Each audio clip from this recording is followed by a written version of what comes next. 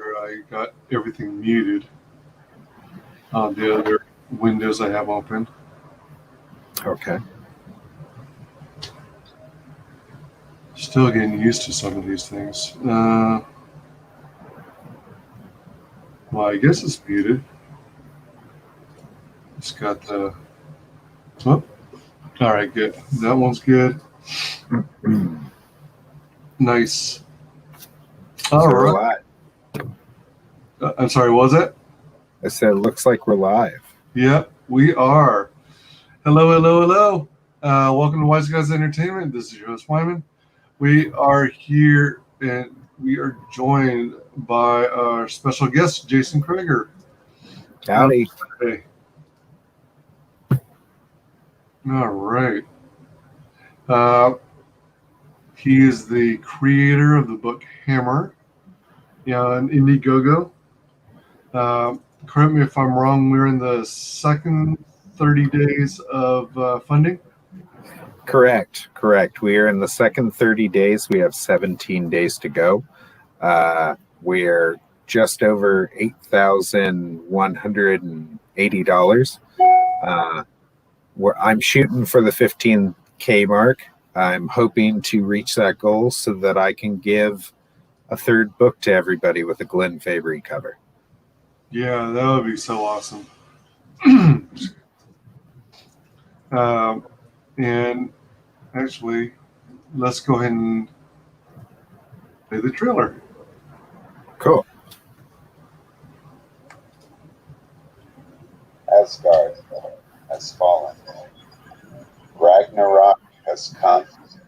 The mighty hammer Mjolnir is moving ever closer to Midgard.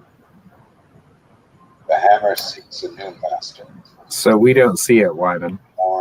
Oh, you don't? Golden Falcon. Oh, golly. All right, hold on. Thanks for the heads up. No worries. I think I know what I did. Boo. It happens. What do you do? Boom. Funky There we Monkey Comics, welcome. Hail. Good Yeah, ad. hail, Funky Monkey.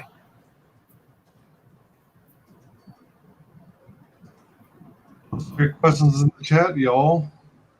All right. Let's try this again in slow motion.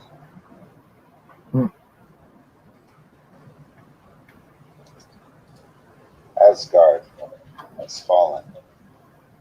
You see it now, right? Has come. Yep, All sure right. do.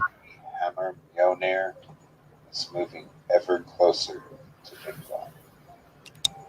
The hammer seeks a new master.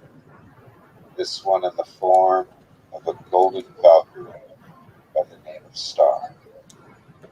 Born of the wasteland, a scrapper now burdened with the mighty hammer, Star must survive insurmountable odds. She must rise to the challenge, take her rightful place among the old gods. Loki, the gritting god, and his loyal acolytes will raise Valhalla to gain the power of Asgard's most powerful artifact. And hell awaits.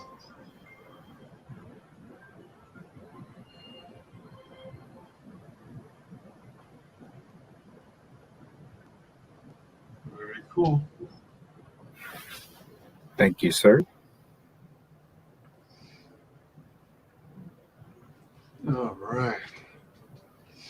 So, excuse me.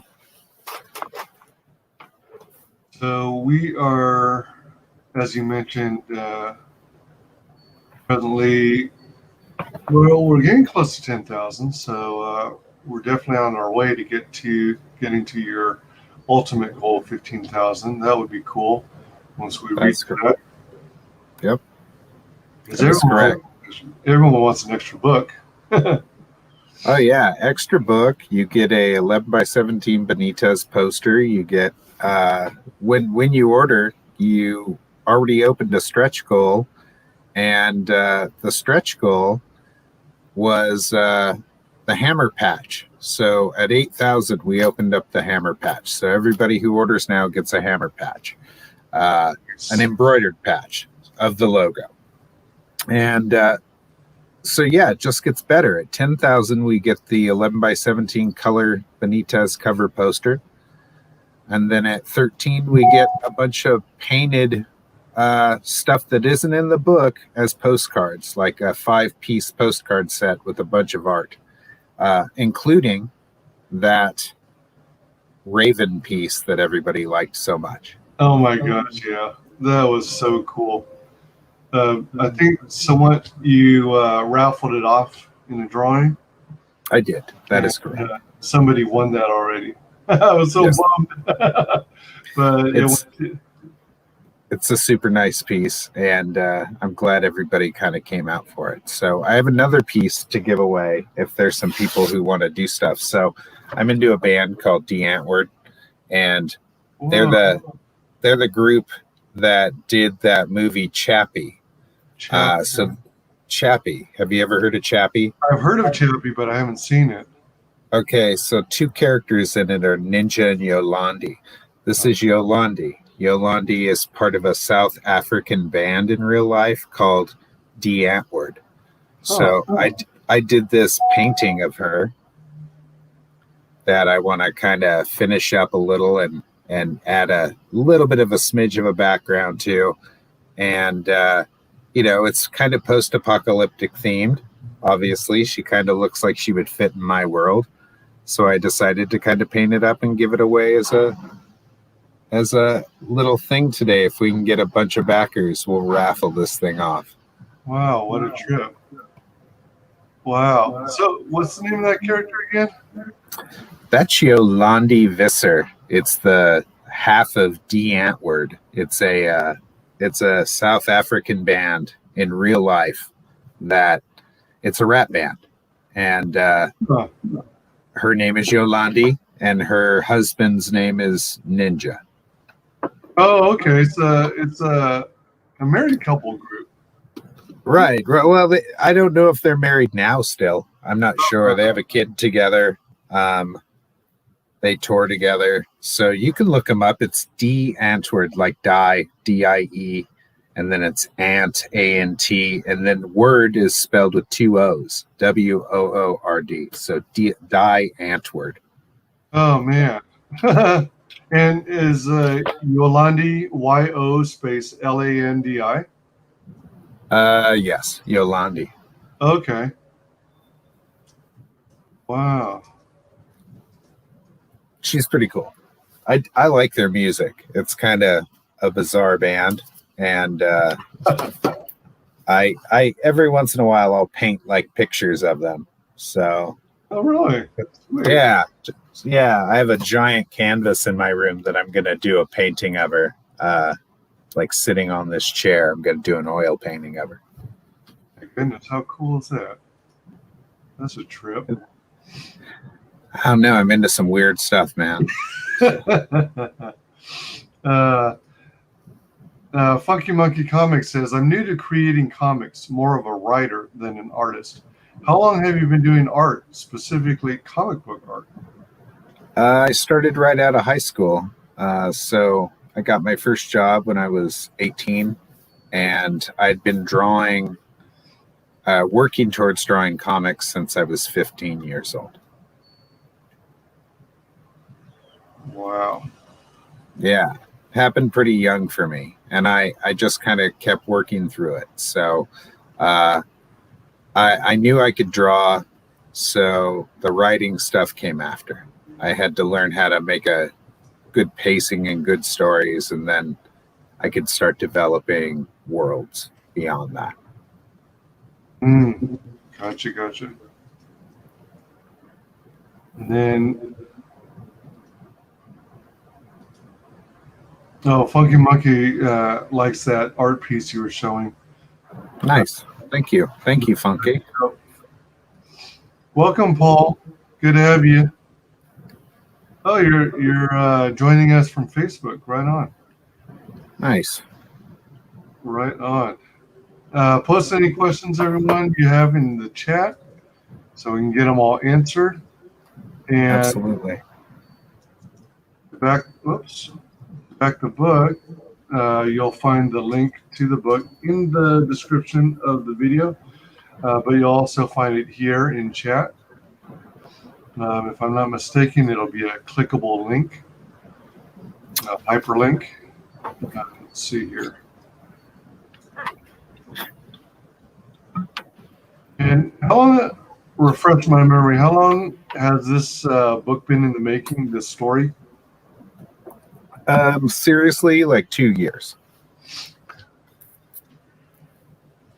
2 years. So I've been, 2 years of me sculpting stuff and kind of rounding everything out. Nice. And that was to build the world. Like from here on out, I don't know. I could probably do a book like every couple months, every 2 or 3 months. That's just me being conservative and really trying to make it as beautiful as possible. So I know it's going to take me a couple of years to go through like all 10 issues. I imagine so. There's so much passion and work put into each piece. It's really, really sweet. And Right.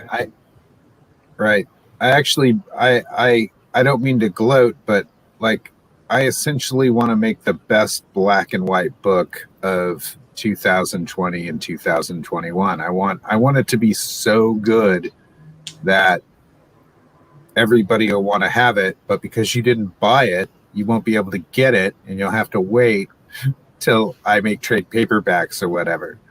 So that's my goal, to make something so good that people are like, God damn it, I can't believe I missed it. And hopefully I'm showing some of that, man. I mean, I kind of threw it all out there. I try to be in the moment when I'm drawing. I try to really think about all my layouts and compositions and just really put my best foot forward. So it is my goal, after 28 years of being in the industry, to essentially just kind of saddle up to the bar with all the big boys and see if I can make myself a permanent place there and go from there. This, I like the lettering of Hammer, by the way. Is that something you came up with, that you designed yourself, the way you lettered Hammer? Yes, the logo. I designed the logo also. Yes. It was intentional. It's meant to be runic, and it is supposed to be unreadable to a certain extent, but people get the gist of it. It's more like branding, like the Nike swoosh than real logo. Okay. So, yeah. And then this symbol here, what does it represent? That's the Viking calendar. Oh, it's a calendar. All right. Right. So it doesn't line up with what we humans use, does it?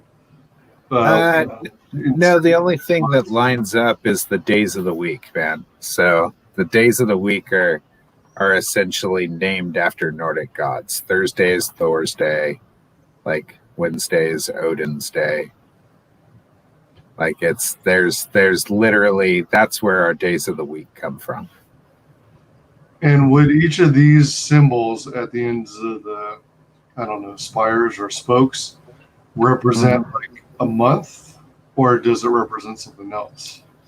I'm not sure, man. I'm not a Nordic scholar that reads, Viking runes. You're not? What? No, man. I'm a fucking artist, and I spend my time making pretty pictures, and it's like if I drew some hieroglyphs in something, you asking me like, so what do these hieroglyphs mean? I'll choke you, man. Stop it. Stop it. I can't read a Viking calendar any more than you could probably read Aramaic. So we're We're off to a good start here, Wyman. I'll choke a sucker. Thank you, Paul. Thank you so much, sir. I appreciate it. I actually lost a backer last night, and I have no idea why. Yeah. No. Yeah. I have no idea how I lost the backer. And then I want to like write him and be like, what could I do to like make it better? My goodness. I have no idea why I would lose a backer. I'm a super nice guy. I don't talk politics. I mean, what the hell? I wonder if it was one of those things where the person backed the campaign, but then they're encountering financial issues, and now they're trying to scrape up money wherever they can. And I understand. I mean, some of these guys are back in hundreds of campaigns, so I've noticed that it's like there's a thing on Twitter where people like make it a contest to see how many projects they can back. Oh, really? Yeah, it's kind of crazy. I was like, wow, I never realized there was that amount of like interest and competitiveness in something like that. Oh my gosh, I didn't realize that. I know every once in a while, we'll like compare notes as to how many things we backed or what kinds of books we decided to back, but right. I didn't realize there was actual competition on it. Because I would definitely lose. That's okay. That's okay. I've only backed a couple projects in my whole life, and I'm working towards that, but I'm a broke artist and I'm trying to fix that. And then once I'm able to fix that, I can back more people and more projects I'm interested in. Yeah. So make me successful so I can buy your shit. There you go. So that's the circle of life. Yep. This, if we get to $10,000, that piece right there that you're looking at will come as an 11x17 poster. And ooh, cool. Yeah. How cool is that, man? So 10 grand, and we do that. And I don't know if we reach 15 in demand. People might have to wait for me to get that third book to them because, it may be beyond my shipping time. Like the in-demand stuff can go 3 months after your initial end date, which is mine's January of 2021, right, is my expected shipping date. So with in-demand, you can push that 3 months beyond that, it looks like. And if I were to go in demand and it were to push beyond that 15 point, I want to be able to ship everything at once. Oh, all right. So if it doesn't make it to it, I'm cutting it off. Like I have to cut it off, the in demand thing, and fulfill, and then hopefully, take some of the profit that's left over and have that for the second cover for like the second issue of something. Oh, all right. Yeah, I mean, as far as I know, unless you specifically close it out yourself, it can be left in demand theoretically forever. Yeah, I've heard that it can go indefinitely. Yeah, so that's something to think about. But if it goes indefinitely, can you end up? You're just fulfilling the whole time while it's going, right? That's my understanding. Okay. So as long as you're fulfilling, even if it's in demand, can you start another campaign? Like, let's say number 2 at that point? My understanding is yes. They allow you to have like 2 or 3 concurrent campaigns, if I'm not mistaken. Nice. Based on your performance. So since you have a successful first campaign, then they'll be, for example, more than willing to allow you to do another campaign. Right. So Ethan Van Sciver, for example, has got is Cyberfrog Wreck Planet, and he also has another one, Unforgettable Tales. Right. And for a while, he still had the Vampirella cover variant, but I think that finally closed. Right. No, I understand. Like, apparently, I guess that on Unfroggable Tales, whatever that is, has been up for what, like 2 years almost now in demand? Oh, and has it been that long? Oh, I don't remember. I think he's just now recently starting to fulfill okay. Unforgettable Tales. Okay. Nice. Oops. Oh, all right, there it goes. Oh, it finally did close. Okay. So he had that many backers on March 17th. But on my end, it doesn't tell you when the campaign starts. Oh, that's okay, man. No big deal.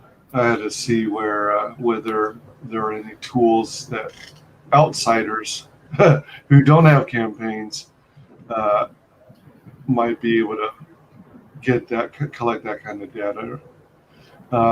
Yeah, I really like this cover. This is cool. Thank you. I'd like to make it into a poster for everybody. Yeah, me too. I seem to be in the minority, but as of late, I've been into like bigger posters. In part because I don't like having folds in the poster. So I've been collecting 24 by 36. The bigger standard size, yes. Yeah, for movie posters. So right. Yeah, but it adds more to the budget of being able to produce them, and it also costs more because it requires the shipping to keep it from being folded and whatnot. Right. I thought about rolling everything, finding a box big enough that I could roll stuff into, but there's no guarantee that the corners won't get dung on it, so it's probably easier just to fold an 11 by 17 poster and drop it in there. That's why I chose that size. I wanted it to kind of be a traditional thing. So, absolutely, and that's perfectly legit. Right here is this was ideas that you ran by a friend of yours, right? You were describing how Star would look all geared up. Correct. And this is what the ideas that came back with based on your input. Correct.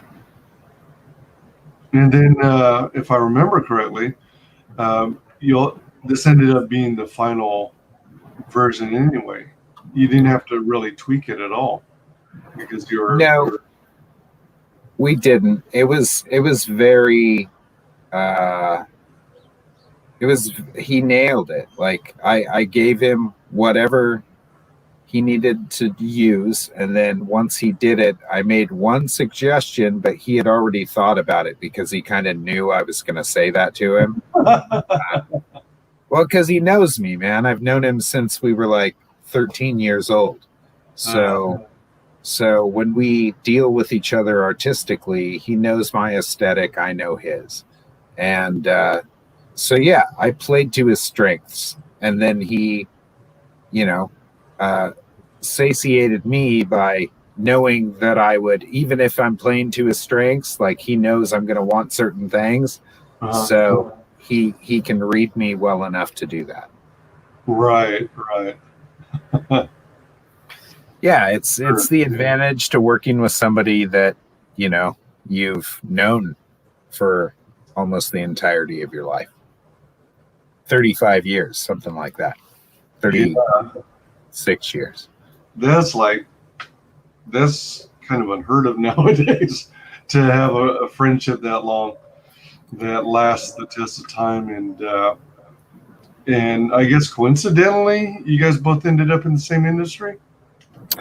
We did. I think it was always his dream to be a comic book artist, and even when he was younger, it was never mine until I was in high school. Like I was a little bit older, and then is when it kind of clicked for me. And then the comic boom came, and that was my time, right?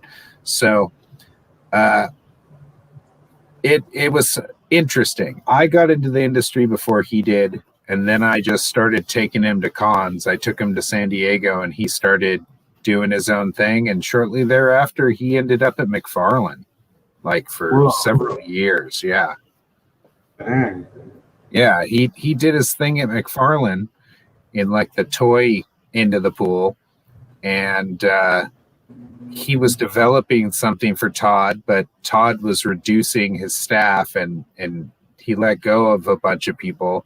And my friend went on to create the comic book that he was going to create for Todd, but he did it on his own. So La Mano del Destino, the comic book I'm talking about, was originally supposed to be Spawn. Oh my gosh. Yeah. Wow. Yeah, that's a little known. Nobody knows that. And I remember what it looked like when it was Spawn before he changed it to La Mano del Destino, the Hand of Destiny. Huh. Wow. Yeah. What a trip. Isn't that crazy? Yeah, it is. My goodness.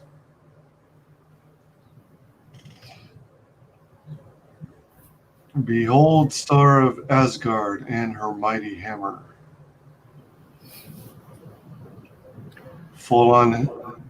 That's proportion wise, that's what the hammer looks like when it's fully blown out, right? Yeah, when it's full power and she's just kind of Omega level stuff. Yeah, that's the hammer. It can be infinitely large, I suppose.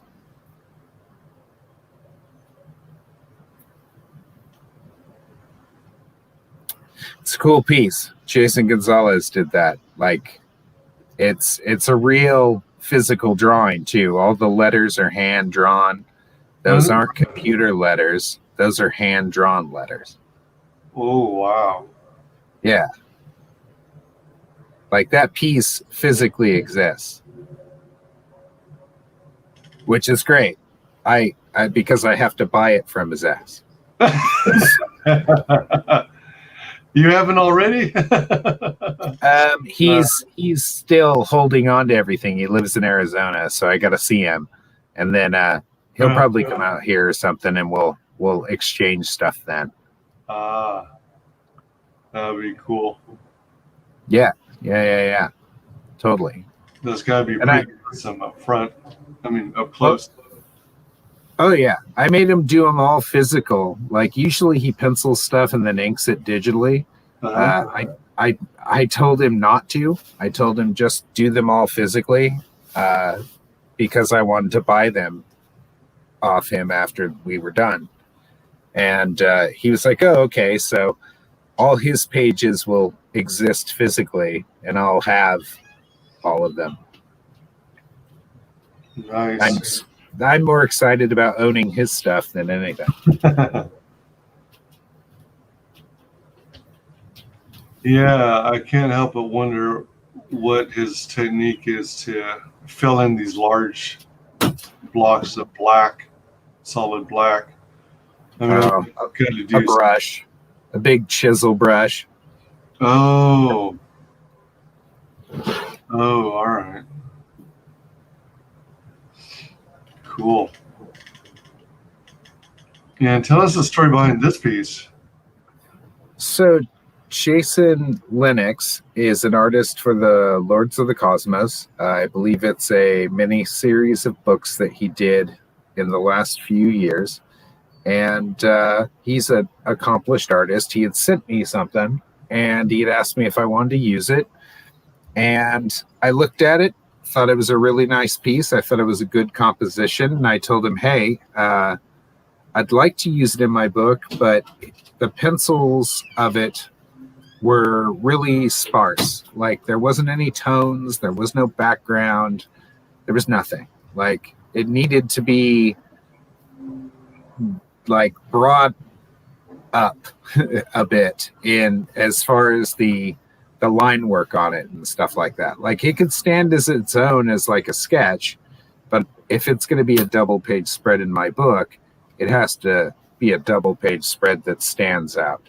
So I said to him, hey, let me take your drawing and kind of mess with it, and I'll ink it myself. And if you're cool with that, we'll collaborate. And he said, yeah, go for it. So I sent him this sketch right here really quickly. And he was like, oh man, go for it. So I initially, this is my preliminary sketch over his work. It's not the actual finished piece. So the finished piece looks a lot cleaner. Okay. All right.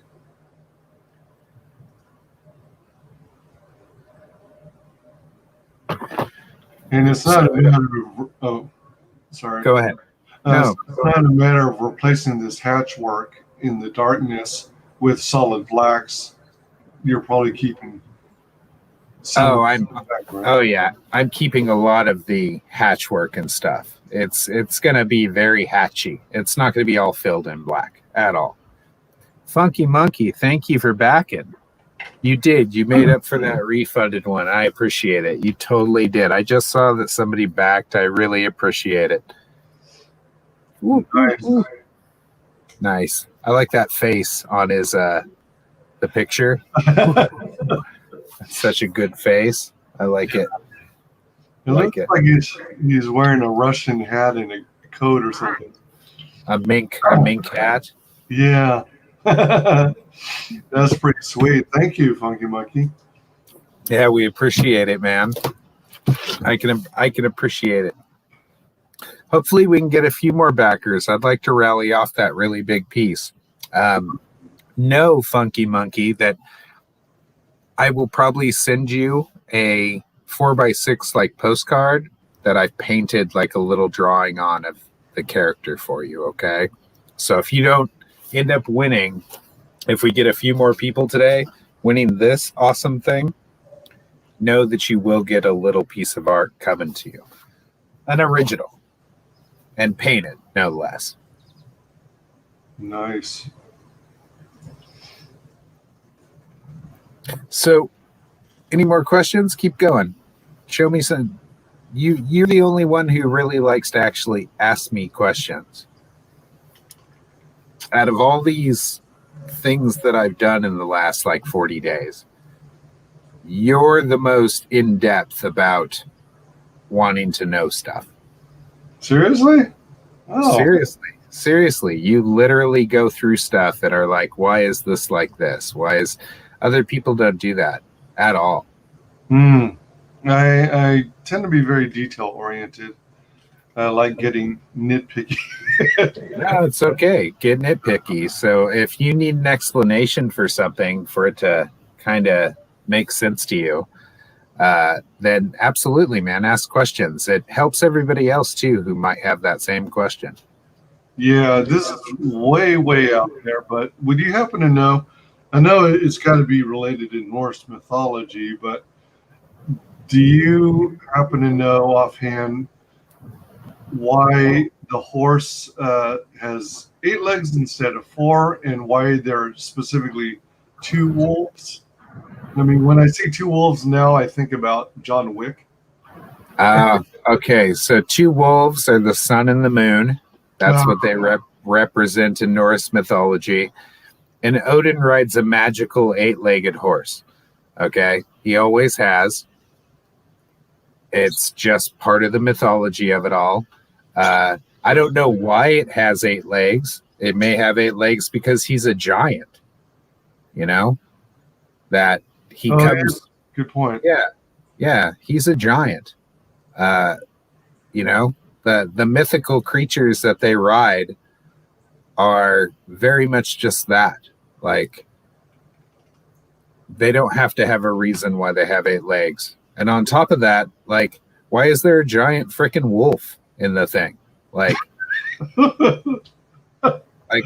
yeah, or a giant snake, for Christ's sakes, or a giant dragon at Baldur's Well or Boar's Well.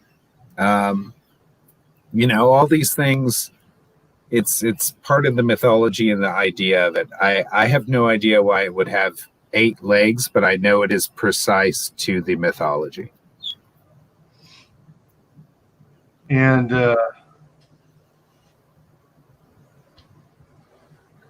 so I take it you and Jason Lennox both studied,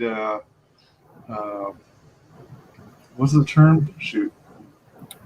Nordic mythology. Well, besides that, I was thinking more generically, like the bot. What am I trying to say? Anatomy of humans and animals. Yeah. Yeah. You can see the detail in the musculature, the tendons, and Yep. I did specifically. I sculpt animals and draw animals. So yeah, I have to know how to draw those things. But for the most part, bipedal and quadrupedal animals have similar structures. They're just lengthened or shortened.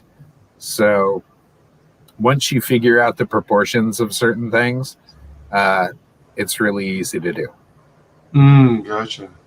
So in my case, like the image he sent me didn't have all those muscle renderings and stuff on there. I had to actually go in and do all that myself, which I know the understructure of a horse. I grew up like going to my aunt's farm, and she would draw horses for me when I was younger. Oh, I was always fascinated that she could draw a horse. Wow, neat.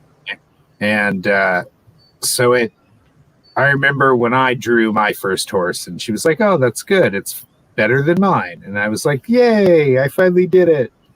I was like 13 or 14 or something like that. And but I didn't get good at drawing horses or being able to draw a horse until I had sculpted a couple. And then once I did that, I understood it a lot better. Let's see what Funky Monkey said. Funky Monkey says, "I'm working on getting some character designs going for my first project. Do you have any advice on someone that doesn't have a strong background in art? I have some names, powers, and some background story or some backstory." Well, if you're going to design something, you should usually try to find as close a reference to what you were thinking, and then seek an artist out, pay them to help you realize it, and go from there. Yeah, that's good advice. Yeah.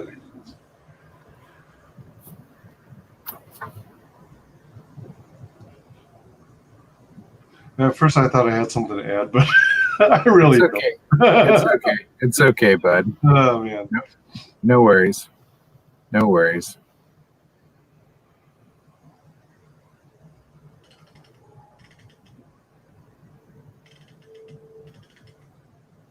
And then we have this piece here. Right. Alex Tuez actually did that piece. I'm still waiting on Dan's stuff, but Alex Tuez did this piece. He's a concept designer, as you can see. He did Silent Hill Revelations. He did Dark Shadows. He's worked with, tons of people. He worked on Logan. Great concept artist. Did this for me on a whim. I had called him up, and he always likes my character designs. So I go, he lives in France, and I call him up and I ask him very nicely in French if he'll do it for me, and he usually tells me yes. So outright. Are you fluent in French? No, not at all. I have to look that crap up and send it to him, and then he laughs at me. Put it in Google Translate. Would a piece of art for me, translate. Exactly. So, and he usually gets the gist of it and laughs at me. He speaks English just fine, but you know, I like answering him in his own language when I can. Cool. Yeah, I studied 3 years of French. I remember some of it, not all of it. I remember a little bit of the French that I learned, but not enough. Yeah, cuss words. I know enough to get slapped by a French prostitute. So know about as much Spanish too. So same thing. I just wish I would have maintained my. I used to, you know, one of the things they recommended back in class was, you know, if you can't afford or don't get a chance to go to France yourself, and you know, immerse yourself in the language. Then the next best thing is to you know, sign up and get pen pals. And I had pen pals initially for a short time, but unfortunately I wasn't able to maintain them. I guess I suck when it comes to written correspondence. To writing back after the fact. Yeah, just like, oh man, if only I kept that up, then I'd probably have French friends for life. Nice. Yeah, I have a few friends who live in Britain and stuff like that, but that's about it. Gotcha. This one's pretty cool. Erwin Papa. Yeah, that guy is an awesome sculptor and concept designer also. And he just kind of does his own thing. I admire that he just does this quirky art. And like whenever I see him online, he's always drawing like these funny Conan cartoons where Conan's just fumbling through stuff, like fumbling down the stairs, and it's fucking great, man. It's really funny. Oh man, really? Yeah, he owed me a favor. So I remember one day I gave him a bunch of sculptures and stuff that he had been looking for a long time. And I needed to clear out some room, and I just couldn't keep them anymore. So I was just like, hey, man, come over here and pick up all this stuff. And he was like, really? And I was like, yeah, come and get it. So as he was picking it all up, it's like, I don't know, $300 or $400 worth of stuff. And he's just leaving. I go, by the way, someday I'm going to need a favor. I'm going to ask you, and you're going to do it. And he said, okay. And that was it. He didn't ask me what it might be or anything else. He obviously thought it was going to be art. So when I asked him, he immediately said yes. So I kind of suckered him in, I guess, in a way. Okay, I obviously missed something. So while I was focused on the all this beautiful artwork on the campaign, your background changed into something different, like some black magic or something. Where on earth did your background go?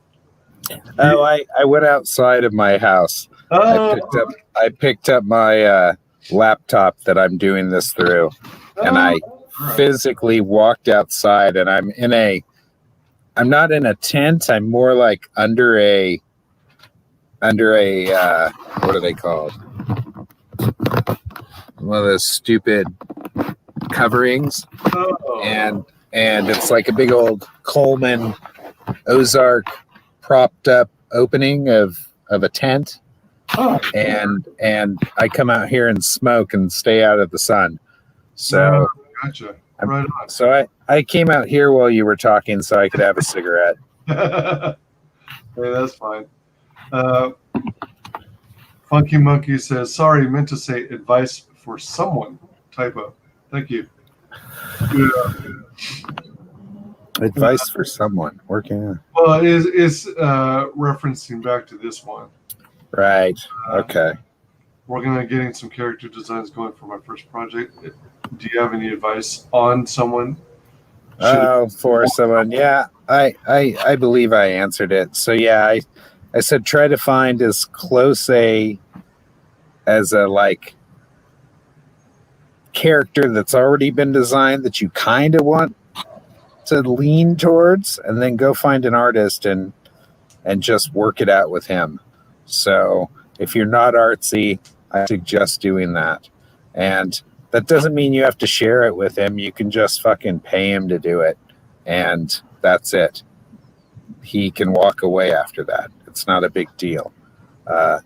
Nobody should argue with you about it either, especially if you pay them a couple $100 and they're professionals.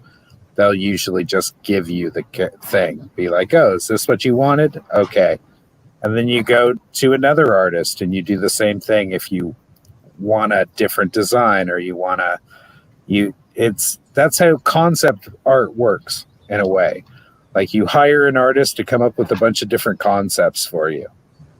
And that artist relinquishes those rights essentially once you've paid him and are handing everything over. So you can do what you want with them. That's good advice. That's good. Funky Monkey remembers a few cuss words from French class in high school. I know merde. Yeah. Merde. Shit. So, yeah. I think that's the only cuss word I remember in French. Merde. Yeah, merde. It's the easiest one. It's the easiest one to remember.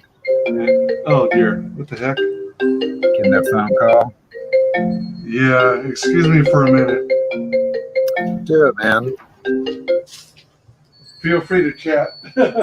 Okay. So, yeah, today we're on the Hammer campaign. We're 47 minutes into our live show. I don't know how many people are watching right now, but I'd like to do a big giveaway if we can get more than one or two backers today. I'd like to give away a piece of original art, which we showed earlier in the stream. Hammer's trying to make it to its $10,000 stretch goal currently right now. We've already done our 8. The Hammer logo patch is now available. And that comes with every order, every person who backs. And if we reach the $10,000 goal, everybody gets an 11x17 Joe Benitez poster of the cover that he did. So I'm really trying to push for this. I kind of started last. I didn't take in a bunch of emails before I started this campaign. I just kind of started it. And I'm kind of making up for it now. Say, hey, Past Master Dan, hail. How are you? So I'm kind of running it right here. Unfortunately, Wyman had to go take a call real quick, some type of personal call. So we'll be talking currently about the project. So I'm able to see your comments. So anybody who would like to ask questions can ask me. Or, oh, there's Wyman. He's back. Hammer time. Hey there. Sorry about that. Let's see here. It's okay. Funky Monkey says, I didn't know that about concept art, so that's very helpful. That's right. You pay somebody to do concept art for you, and, you know, you could put their name on there, I suppose, when you're all done, like say, hey, this person helped me create this, which is usually the right thing to do. But inevitably, they make a straight, you know, paycheck for that, and then they have to walk away. Any new sculpts? There are a few sculpts. Nothing that's available to the public currently, but there are a few new ones. Pretty sweet. Yeah. I was checking out this one. Erwin Papa, illustrator sculptor. Yeah, you were saying how he's a sculptor. Yeah. And toy designer Nirasawa and Takaya are his spirit animal. It's true. Nirasawa and Takaya. Nirasawa passed away a couple years ago. He was the top Japanese concept artist in Japan. And Takaya was his student. And he sculpted a lot of Nirasawa's work for him. Takaya is amazing also. Very much so, Erwin Papa can sculpt like those two. He's very much in that into the pool of things. It's impressive. It's quite impressive. When I first started, they compared me a bit to Nirasawa, but I'm not even close. I think I get more compared to Simon Lee now and the Shiflett brothers more than anything. So how would you say your style differs from Nirasawa and Takaya?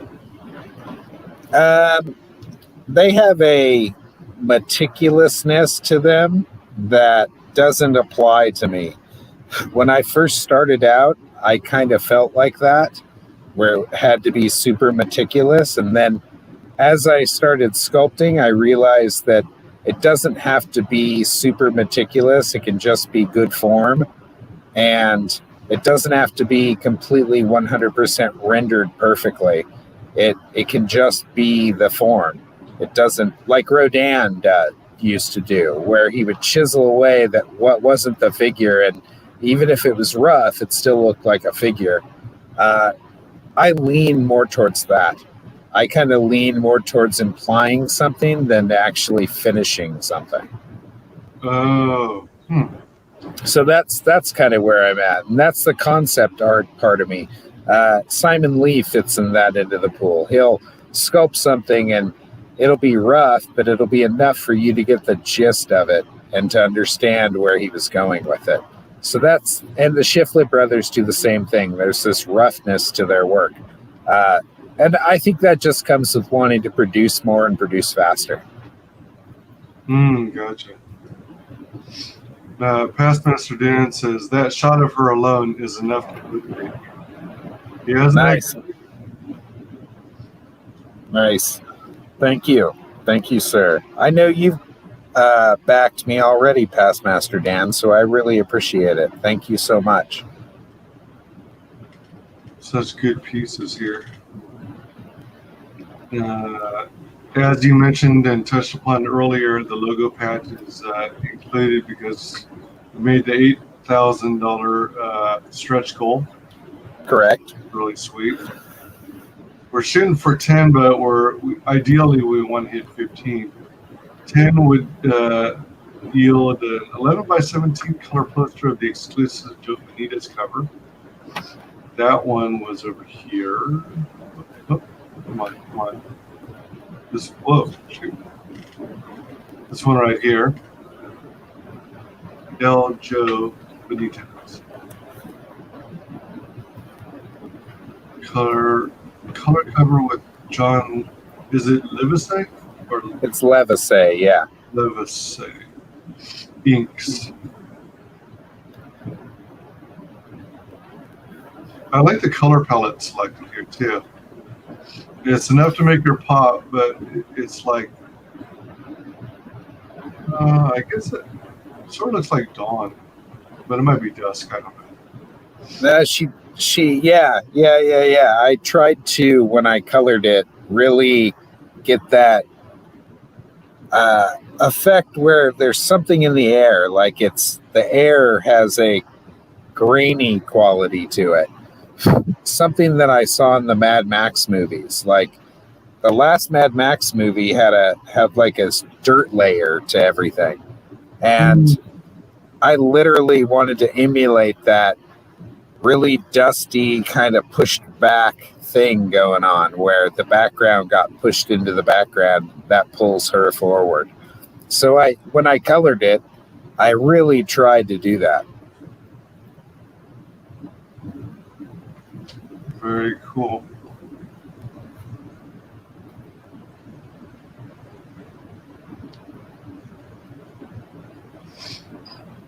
So when John Livesey did the inks, did he was it kind of like an outline sketch, an outline drawing in inks, or was some of this actually literally colored in with a pen or a brush before you got it to do the colors? So yeah, the inked version of it, all those blacks that you see are already part of the inked version of the cover. It came to me that way. So he had drawn it out, and when my friend inked it, he blacked in all those spots. And so when I colored it, all I had to do was just drop color into it and make sure that there was an ink layer to sit on top of that colored version in Photoshop. And how on earth did you guys pull off all these? Are they crows? They're ravens. Ravens. All right. Yeah, they were all drawn in the background of the original piece. You can see it if you scan down to the original cover perk. You can see the black and white version of it if you want to press on it. Right there. There's the original cover perk.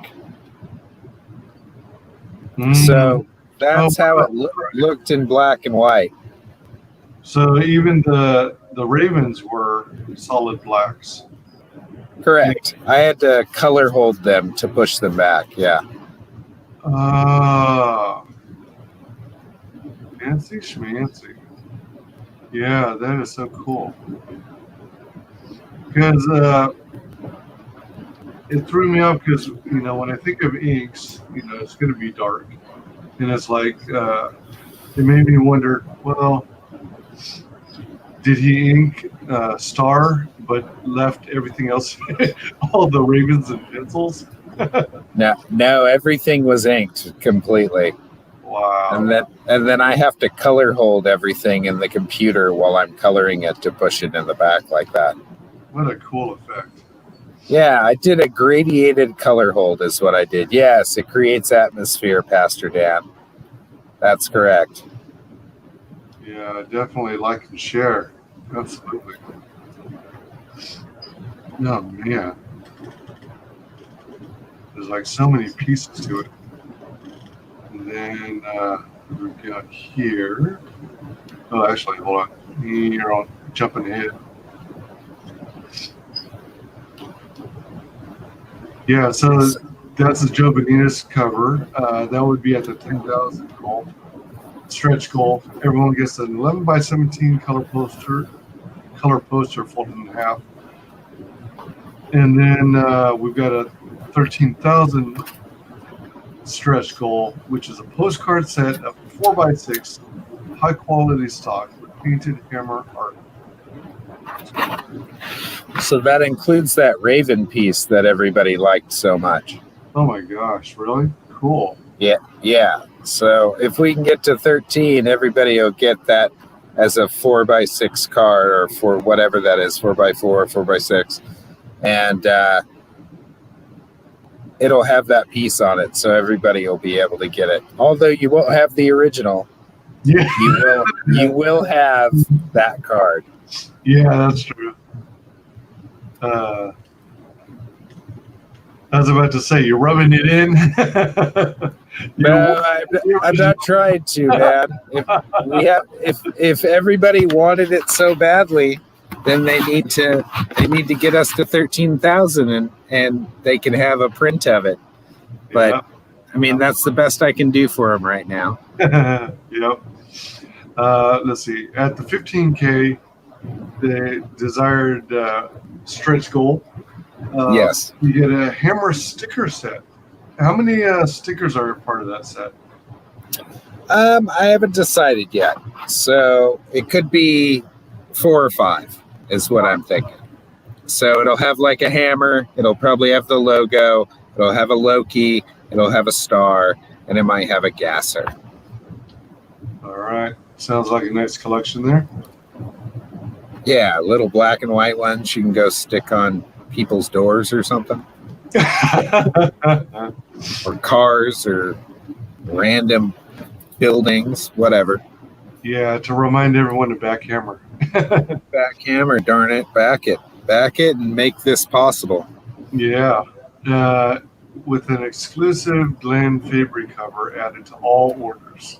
That's an extra book added to your order when we reach the 15K goal. That's correct. Everybody will get a free book if we reach that 15K goal with that exclusive Glenn Fabry cover. And I'll never reprint it after this. So literally, you guys will have the only ones. So if there's 200 people, that's 200 books in the world. I may limit it to 300 just to have some extras, but that's it. Like, it's not going to be a lot. So that's probably the best numbers for an independent book. Like, they're really small. It's not high numbers, but for print runs go, like, to make that amount of money on 300 books and then get them all out to everybody. And then when I sell this property to Netflix or HBO or Cinemax or whatever, and we decide to do a big live action version of this, you guys will be the ones that have the collector's items of everything. And I won't be sitting there and reprinting them to make them less valuable. I come from that end of the pool where I like collectibles and I want them to remain collectibles. Oh yeah. Yeah, that adds a lot of value, and you know, it also means you can't afford to miss out on it, or else you won't get the chance again. Right, exactly. And I think that exclusivity and placation to your fans and making the fans first is super important at this point. So these are going to be the people that steer this franchise into the next hands of the next generation. Absolutely.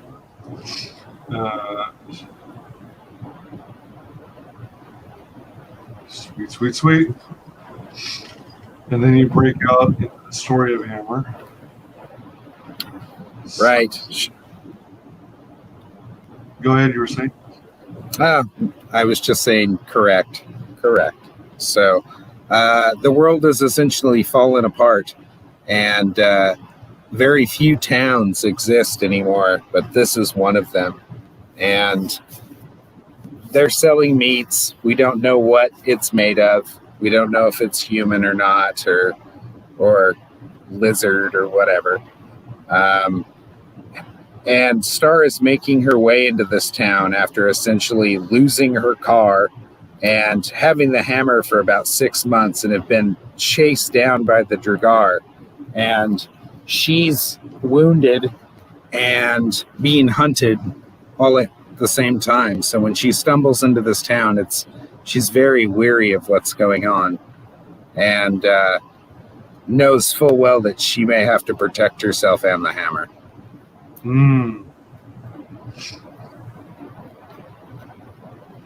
Funky Monkey says Star is better than Jane Foster Thor. Star, is greater than. Yes, eventually she will be. She'll be taking Thor's place, because in my universe, Thor is dead. Thor died fighting Fenris Wolf. Or I'm sorry, not Fenris. Thor died fighting the Jormungandr, the world snake.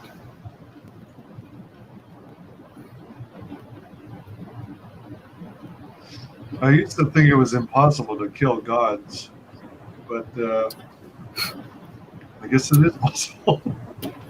Ragnarok, man. So when Ragnarok happens, it's gods versus gods, and they can kill each other. It's the artifacts that remain forever in my world. So that's the thing. Like, the hammer exists, his belt, his gauntlets, those still exist. So that's what I made important. Ragnarok is just a thing that happens, and the artifacts are forever. Yeah. There we go. We're back in the room. Man, I like all the detail. Whenever you're doing architecture, are you like? Oh, wait a minute. You're mostly a traditional artist, right? So I am a physical artist. Yeah. Yeah. Yeah. So you're literally drawing all this from hand based on memory and or reference material. Correct. And so with any of this architecture you're doing, are you using rulers and stuff? Or are you figuring it all? There might have been a ruler used in there every once in a while, but not for. I would say 80% of it is freehand. I might use a curve or something, like a French curve or something, but for the most part, it was all by hand, all of it. It was pretty darn cool. Man, I never learned how to use a French curve. You know, they're super easy. Are they really? This is a French curve. Right. It has a bunch of different shapes to it, and it has a beveled edge. So you lay it on the curve that you want to actually do, and you just use it like you would a ruler. That's it. That's a French curve. So ellipse tools are also very important. These are ellipse tools. These are for like drawing wheels on cars and stuff. Well, that gives you a nice selection. It's got a lot of wow. Yeah. So and it's a good size for like drawing on 11 by 17. Most of your cars won't get much bigger than this, you know. Okay. So they may, and in that case, you may have to like figure that stuff out. But you know, for the most part, those are good tools to have. That's a good crash course. Yeah, I know. I have a bit. I have them around here somewhere. Let's see here. Funky Monkey says in the MCU, Thor died of diabetes. Yeah, that's very possible. He could have. Oh my gosh. He could have gotten God diabetes. Yeah, that's even more lethal. God level diabetes. Yeah. Oh my God. Could you imagine? That'd be terrible. Yeah. That'd be terrible. Is that what Odin's sleep is? Odin had diabetes and goes into Odin sleep. Oh man. It's Odin coma, diabetes coma. There you go. There you go. And as a lover of robots and mechanical stuff, this is really nice. Do you have you created a sculpture of this character, this beast? I did. Oh. There is a actual sculpture of that. It's been put away though. I can't access it currently. All right. But there's photos of it online that if you ever wanted to see, I suppose I could dig them up for you and send them your way. Oh wow, sweet. So it was a kit bash drawing. Like when I created that thing, it's all like drone parts and plastic toy cases out of, like, you know how when you buy those something like out of a one of those little toy machines that are in stores and it comes in a little plastic bubble. Yeah. Like that top of the plastic bubble is the face of that thing. And then like I just glued stuff to it is all it is. Like a lot of the stuff that makes up the legs are straws that I glued together and pens and stuff. So all those shapes come from really basic things that I glued together and then took a photo of and then painted it or drew it.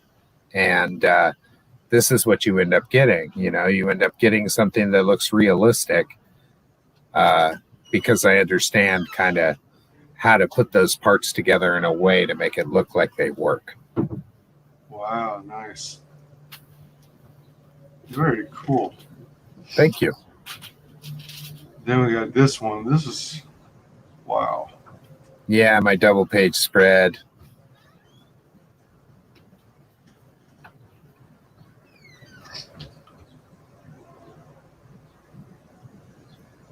So you got this huge explosion in the distance, and she's using like goggles and stuff, right? Yeah, she's using some binoculars to look. Binoculars.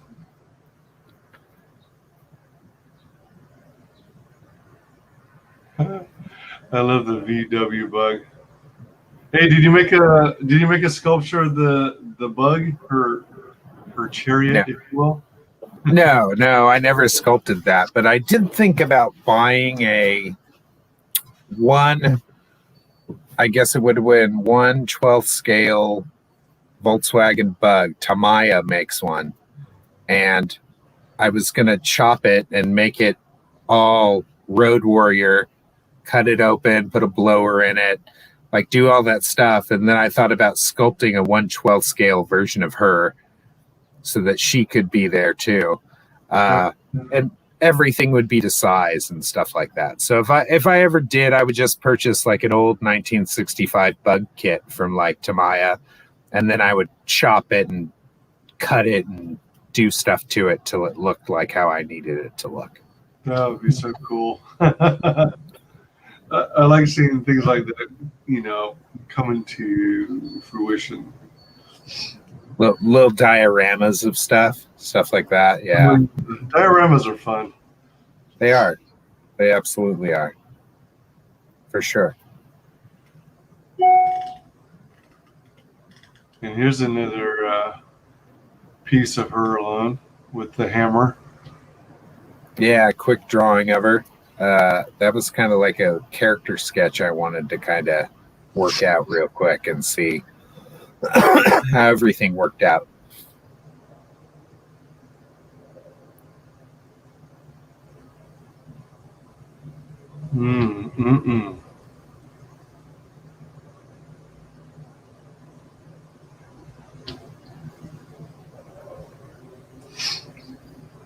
So cool. Thank you.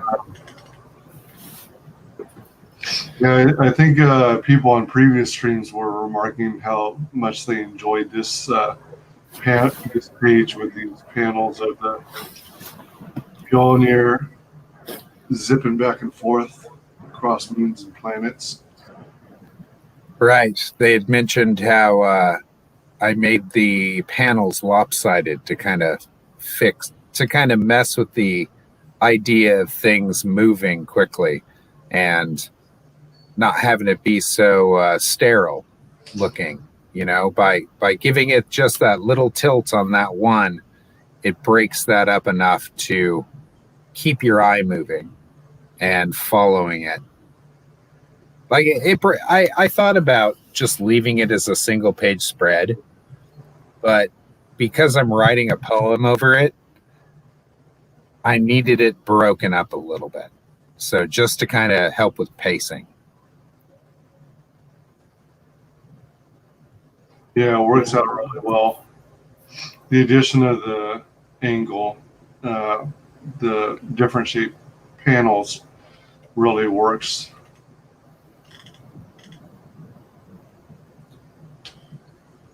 Saint Market.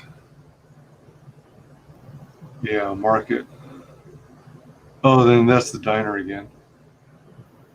Right. That was a little close up of that page that I showed you. Yeah, it was a close up.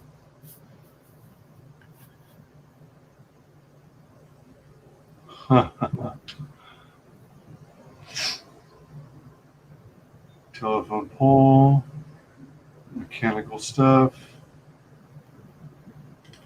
Yeah, people moving stuff in the background. It's definitely like a seller's market of some sort where people are trading or trying to figure things out, make things like normal, like a society. She's got her teddy bear in tow. She does. She believe it or not, that's her constant companion. I mean, she's going to talk to it like it's a real person for part of it. That's her companion before the hammer. Yeah, I would imagine in a post-apocalyptic world, you'd have trouble making friends, and you probably lost most of your family, if not all. Yeah, she has no family. Her father died when she was 3, and she ended up going into kind of like an orphanage type situation, and ended up escaping there later. And she never knew her mothers. Mothers. So her mothers are actually the 9 mothers. So it's Heimdall's mother that is her mother. The 9 mothers. I know that doesn't make much sense, but just fucking trust me. The 9 mothers.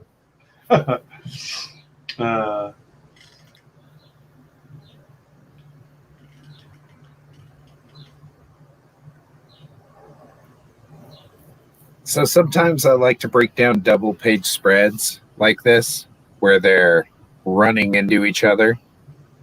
And I kind of like that. I like doing 2 pages that have something that overlaps to just kind of make it seem like the overall layout is better. Like if you open this up, it doesn't look like 2 separate pages. It looks like one big page.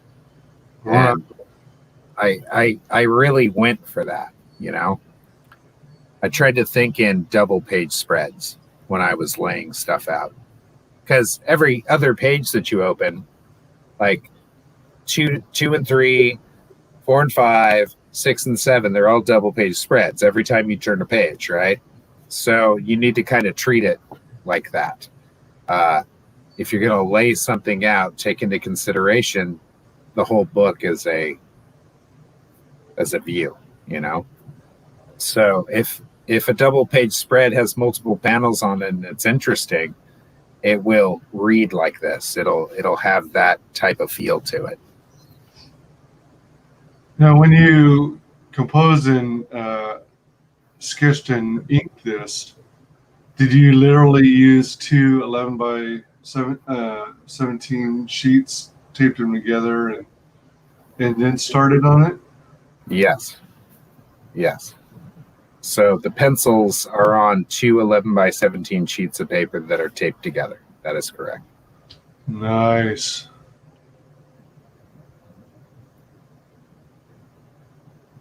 And at the time you uploaded this, you were still in the process of filling in the rest of the pencils, or actually going straight into inks.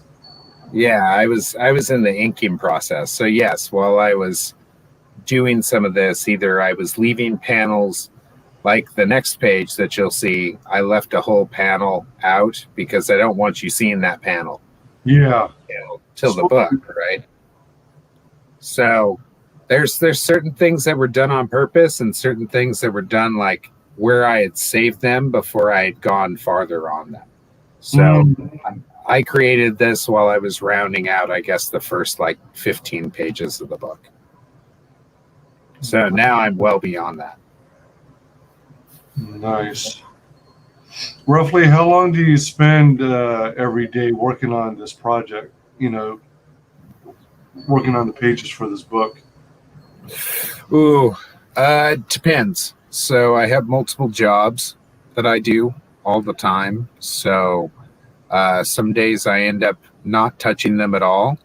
But some days I could spend 8 to 12 hours just kind of going through 3 or 4 pages. Wow. I love this one because it's so full. It's so, I don't know, powerful. It's got such strong blacks, solid blacks, and you can feel the energy of the lightning. So it's like you've got the sense of like a white light or a bluish light, and but you know there's some kind of glow to it, right? And, it holds a lot of weight.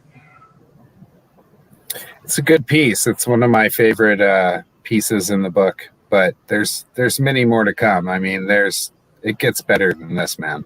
So trust me. Oh man, can't wait for that. Like the one thing I can tell you is that this book will be consistent as hell. So it's only going to get better as I go. Nice. Danger and mystery block Star of Midgard's every move. Wasteland bandits, canners, tech heads, scrappers, and is it Manos? Manos? It's Manos. Manos. The like, all vying for the ultimate prize, the hammer of the gods. I think I did ask you on a previous stream, do you anticipate, not necessarily on this campaign, but a future campaign offering a tier where you can actually get the hammer, even if it's just one? I have thought about it. If I were going to do it, it would have to be done proper, and I would have to make like castings of the head of it and then have wood handles made that are wrapped and stuff. So I'd probably offer a few of them, but they would be functional hammers. Oh, if wow. I did. Yeah, that would be cool. That would be awesome. So you said the handle would be wood and wrapped. Are you talking about like using a leather or something? correct. Sweet. And they would be super expensive, obviously, because I'd probably have to go to a foundry to have them made. Yeah.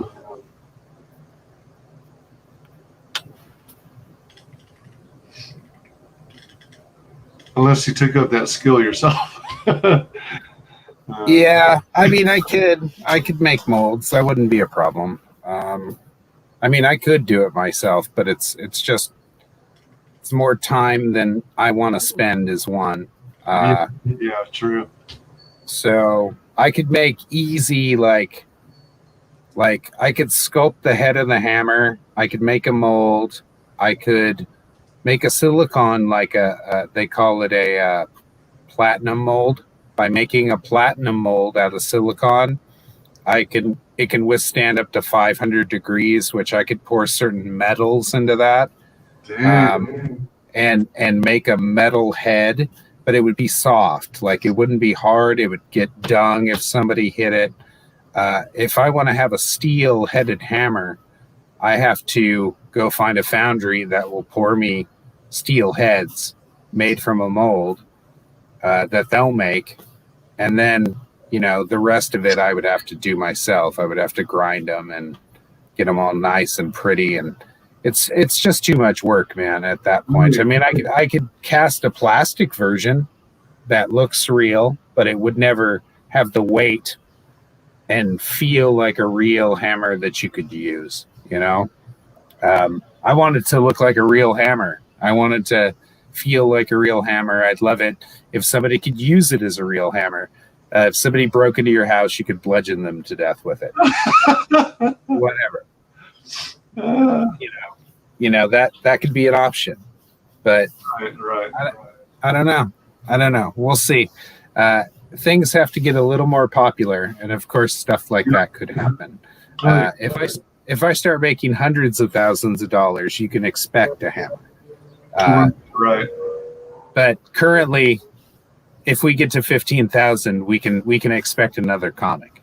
That's about where we're at. Yeah, that's sweet. So, did the design of Loki take very long to come up with, or was it pretty easy, or did it come to you pretty quickly? I kind of knew what I wanted to do when I had decided that I wanted Loki to play a major part in my book. I immediately realized that I needed a intimidating design, and I went about doing that. So it came relatively quickly to me. I kind of knew this is what I wanted. And I did flip-flop at one point.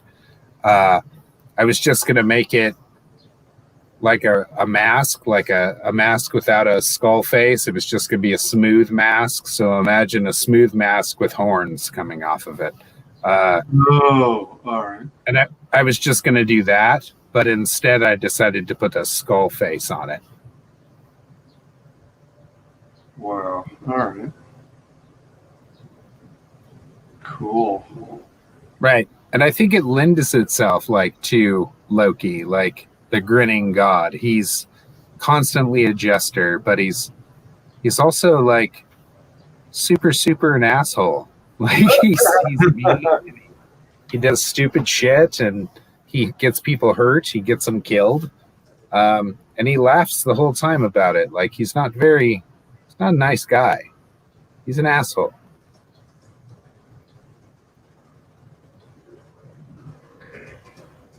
Just a minute. I'm checking out something here.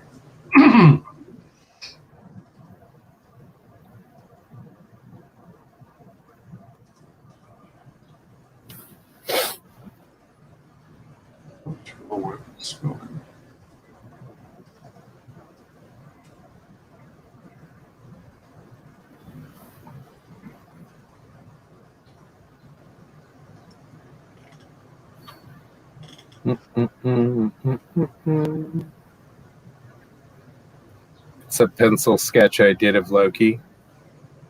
This is literally just pencils? Yeah, that's just pencils. How do you get it so dark? What kind of pencils are you using? I adjusted the pencils in Photoshop to make them look darker. That's all I did. All right. I just changed the contrast on it. All right. It's like an energy field with all these little eyeball-looking things. Yeah, he has their weapons. You know, he can use them to. Also, they could be used as holographic forms. So if he wanted like 9 other versions of himself in the room, they could all do that. They could all turn into him really quickly, like a hologram of him. So those spheres are used to trick people and do stuff with. Plus, they're weapons. You know, he can shoot lasers out of them and do weird shit with them. He's combined some of his stuff with technology, so he's able to control these technologies and use them.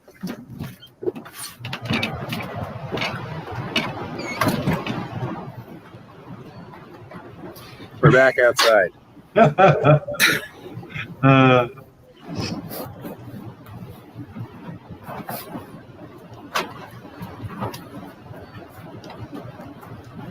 I can't help but wonder what this is going to look like. But it's wait a minute.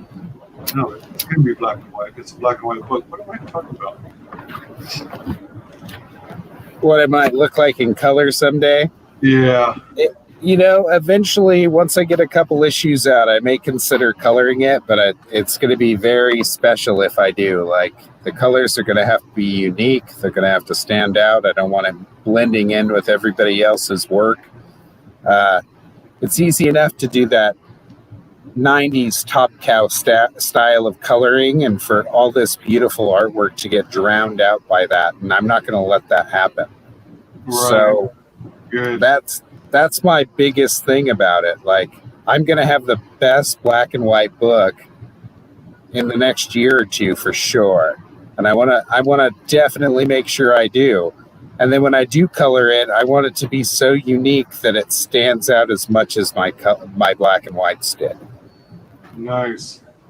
Now, when you came up with the concept and everything of Hammer, did you know off the bat that you wanted to go black and white? Originally, I wanted to color it, but because I put so much love into the inks and stuff, it seemed counterproductive afterwards to just go right in and color it and offer that. So I figured why not? I was going to offer both. I was going to do a color and a black and white version and offer both.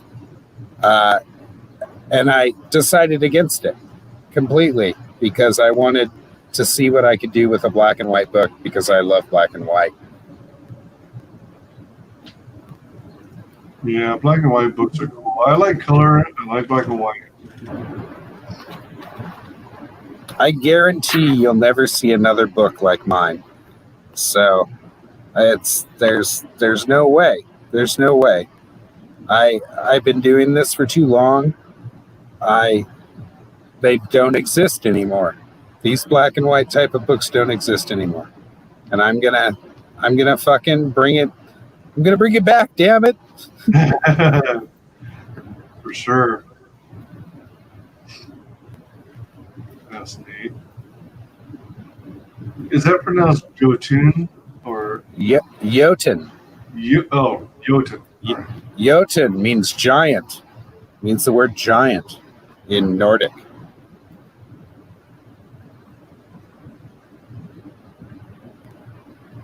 Yeah, if the environment is so toxic, then that must mean that everyone in this world has probably got to rely on wearing masks wherever they go. To some extent, I mean, there's definitely radiation in certain zones, and it definitely causes a problem. So, certain amount of radiation's okay, but once you get above certain levels, because radiation is cumulative, once you get above certain levels, it starts to create cancers and stuff like that. So, as long as they don't accumulate large doses and it's just a relative, like, low dose of radiation, most people will survive it. Mm. I did a bunch of research on radiation years ago, and I read a book about the survivors of Hiroshima and Nagasaki and how the ones that were far enough away from the blast that got doses of radiation that would have been therapeutic doses. So at a certain distance, a certain amount of radiation is therapeutic, like an accumulative amount in a small amount. And some of these people at certain distances from the blast got these type of doses that allowed them to live cancer-free well into their 80s. Oh, wow. So it killed everything within a certain range, right? But beyond that range, natural radiation that from the blast, it isn't as harmful at longer distances from the blast than as being closer to the blast. And if you only absorb so much radiation, it's usually pretty good. It's like getting a cancer treatment, like chemo. So at least that's what I read, and it was probably one of the most interesting books about radiation I'd ever read, and it was after all that Fukushima stuff. Huh. Yeah, it was a book on radiation that my wife brought home, and it was awesome. It was really cool. It was super informative, man, is what it was. So while everybody was flipping out, I was sitting there reading books about radiation and understanding what radiation does to things and how much damage, quote unquote, was really being done, as opposed to the fantasticness of, oh, we're all gonna die, right? All right. So yes, there was some radiation that leaked out into the ocean. Yes, it was hundreds of thousands of tons. Yes, it probably has killed or genetically mutated sea life, but not so much that it is a total, like, death to an ecosystem, you know, not so much that it's irreparable through time, not so much, yeah, like radiation half-life is an important thing to remember when you're talking about radiation also. Like when you're talking about how the atom or the neutron, once it splits and it starts to decay, it only carries part of its radioactive isotope into the next cycle. So it's shedding its strength like a battery. So it can only radiate so far. I also looked into, over at Chernobyl, there's under Chernobyl where one of the control rods went through and ended up in the basement. There's something called an elephant's foot down there, and it's actually a radioactive decaying mass that is formed and bubbled up. And currently, you can't put robots in the room with it because it's so radioactive it fries all the electronics instantaneously. Yeah, its half-life is like 7,000 years right now, and it's radioactive enough that if you stood in the room for 17 minutes, you'd be dead. So and this is what, 30, 40 years after Chernobyl, maybe longer. So that type of stuff is crazy to me. And they still are studying this elephant's foot in the bottom of Chernobyl, kind of seeing what it's going to do. And it's just a giant mass of radioactive material that is just slowly shedding its isotopes till it becomes neutral and no longer is radioactive to the point of death. So give it a couple more thousand years, you could probably go take a picture of it. Hey, man, that's too long. I'm impatient. Shit's crazy, man. That shit's crazy. Man. No, man. So I did take into account certain things and stuff like that. I realize we're in a fantasy land also, but I want to make it as realistic as possible. This character was born with issues. Like, he has a thyroid problem. That's probably why he's giant. Not because of radiation. It's probably a thyroid issue that made him large. But he has lung issues, so that's why that giant thing is attached to his back that goes into his chest. He needs an artificial lung, and he carries it with him to breathe.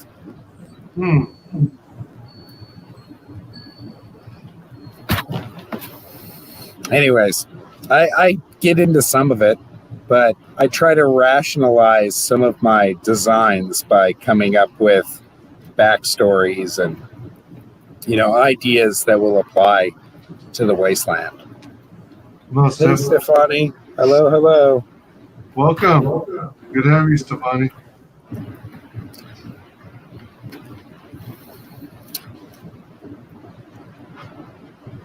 Yeah, I remember seeing this is like a zoomed in portion of the larger image, right? One where he's battling Star. Yeah, it's right under it if you scroll down. Oh, hello. Yeah, there we go. That's right. Yeah, it's right there. I keep cracking up at the cup. the cod piece? Yeah. Yeah. That shit's funny. Man. Yeah, it's going to hurt like hell if you get hit by that mace. Oh, for sure. Absolutely. She's going to be in trouble for sure.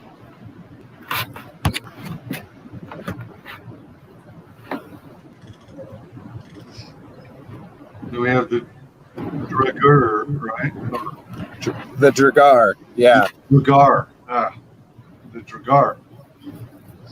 So, in my book, because I know all the names are Viking names, I'm going to end up putting some type of key in there that has all the names and how to pronounce them phonetically, so that people, like, when they come across like Jormungandr, They'll know how to say it, or Dragar, or, I want them to be able to say most of these words that they're going to be jumping into.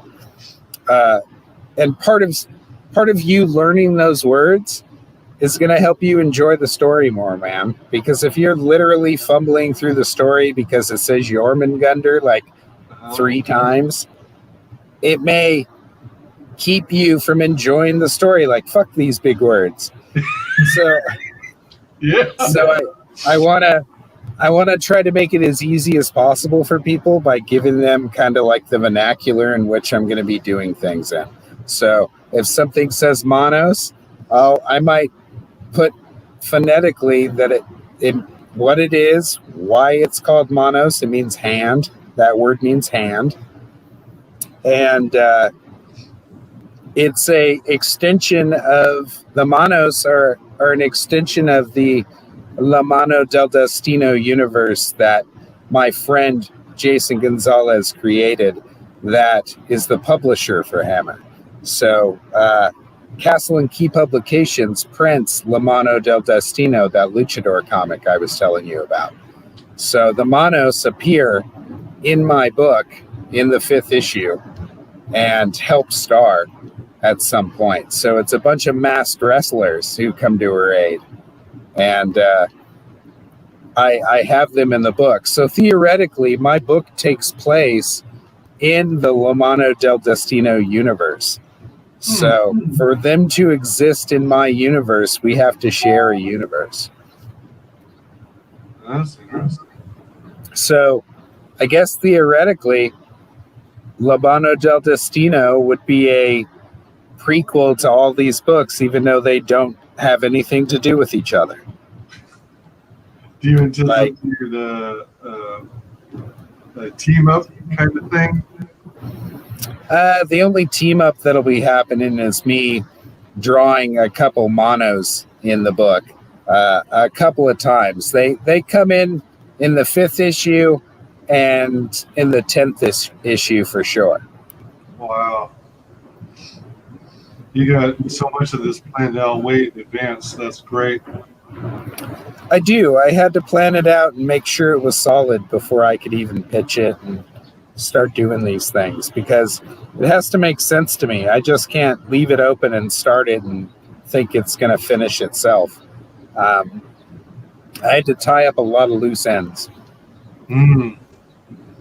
Yeah, it helps to know the big picture. Right. Then you got the Dragar sculptures. These right. These are sweet. Yeah, I love them. I can't wait to do some more. You mentioned that the paint schemes are not final. Did you eventually decide to add paint, or because it looks like they were mostly already done? I think I was only referring to the one with the satellite on its back because I wanted to add some more white around the satellite. And then I think I'm going to put I haven't decided whether I'm going to put a Russian like seal on it or if I'm going to put like a Chinese seal on it. I haven't decided yet. Cool.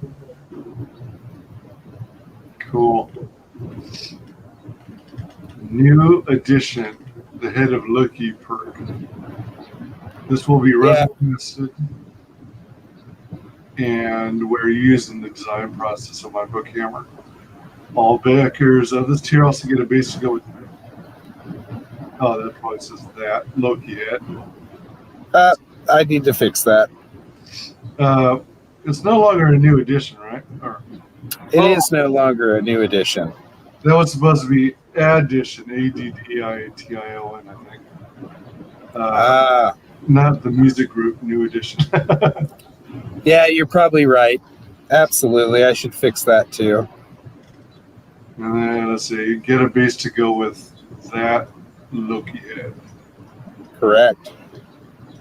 Excuse me. I like that you're including a base. Is it going to be like plain wood like this, or are you going like stain it or anything like that? Or? There probably won't be wood. It'll be just the the base sitting on kind of like a star shape. So it'll be a plastic base that, yeah, you'll see. You'll see when it's done. It'll be better. It won't look like stupid wood. It'll be designy and beautiful. And the star will be strong enough to support the weight of the bust. Oh, for sure. Yeah, it's all high impact plastic. So yes. Oh, all right. Right. They're resin castings. So yes, of course. And I forget. Did you say that the finished piece will not include the marbles? So the marbles are there as that's my original sculpture. That's the wax version of it. So when it's casted, those spheres will be casted plastic balls that look like, right? All right. Casted plastic balls. Correct. There's another shot of it. Yeah, there's just the head. The head of Loki. New addition to the perks, the Super Snowblood Dragar. This is so cool. Oh my gosh. Super Snowblood Dragar. Yeah, I like her. She's one of my favorites. I'm surprised nobody's picked that one up yet. Like that's the one piece that I thought everybody would be like, yeah, let's do this. I know I want it. 11 inches tall, resin casting, limited to 5 only. Going fast. Yep. It's a beautiful one. And if you did pick one up, man, I would put it together for you and paint it up for you and make sure that when it got to you, you could just pull it out, stick it on your shelf, and be like, oh my God, this thing rocks. Jeez. Oh my gosh. All orders come with additional perks. Coming soon. Joe Weems Loki piece. That's correct. So I'm waiting on Joe to finish up a Loki piece for me. He's a fantastic inker. He worked at Top Cow for years. He inked over all the great creators. So Dave Finch, Mark Silvestri, Dale Keown, Joe Benitez. I can keep going. He's done tons, man. Anyways, he decided to call me up. He's an old friend of mine from back in the day and asked me if he could do something. And I said, yeah, go right ahead. And it was kind of after I had started everything. So I added it on as a extra thing. If he can get it done in the next couple months, for sure. It looks like he can. He's been telling me he can, but he has to move in the next 2 months. So I'm not 100% sure. But that being said, I do have a backup for it just in case. So I have another friend who's an artist named Jason Johnson. I have a piece of his of the character right below that Joe Weems Loki piece where it says that. I have a version of Jason Johnson doing his version of that character. So I have that too. I could use that. I was going to hold on to it for the second issue, but we'll see. We'll see what happens. Alrighty. This piece for sure is coming. The Mark Beecham piece for sure is coming to you, though.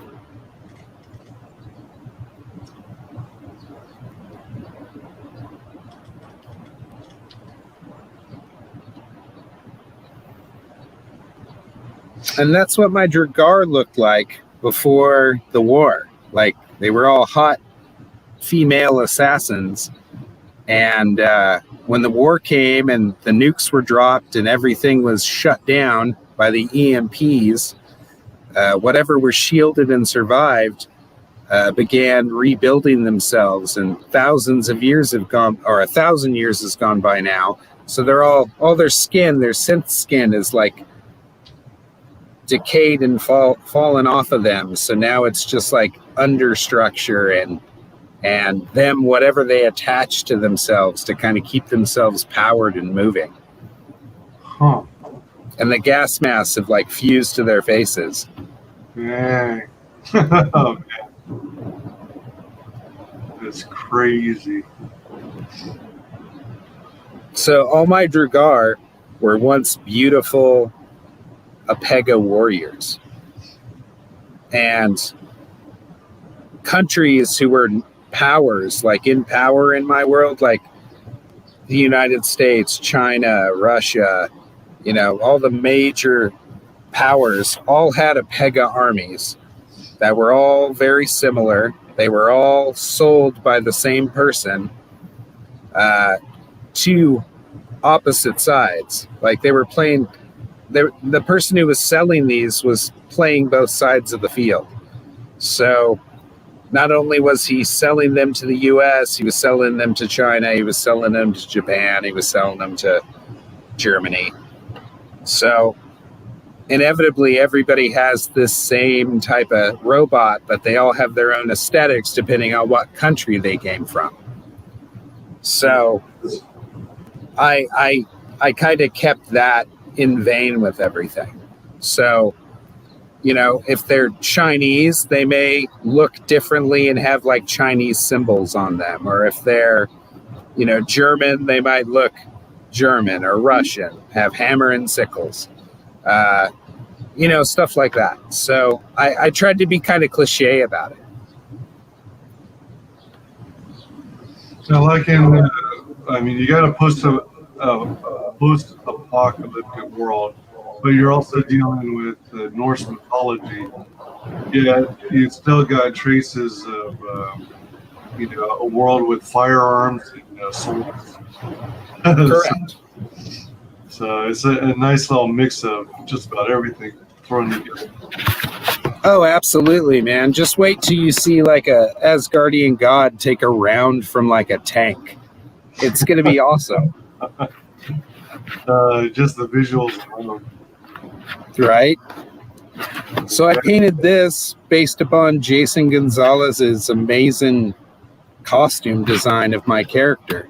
And this is me kind of doing my best Alex Ross impression, I guess. Trying to paint her up to make her look as noble and regal as possible. Yeah, I can see the influence. It's nice. And did you think this is a painting? Yeah, it was a painting. It's a little painting. Huh. What is the medium? What kind of paint? It was just black ink.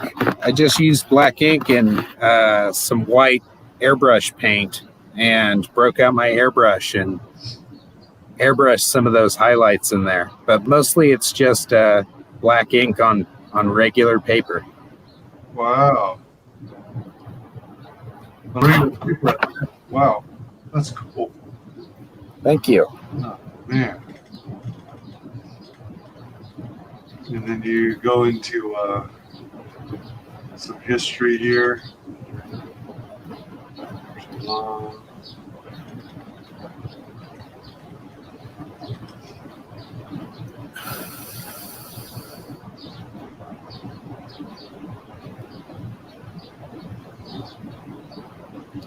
right. Nice. Looks like we made it through it in about 2 hours. Yeah. That's not too bad. Come on, cursor. Cooperate.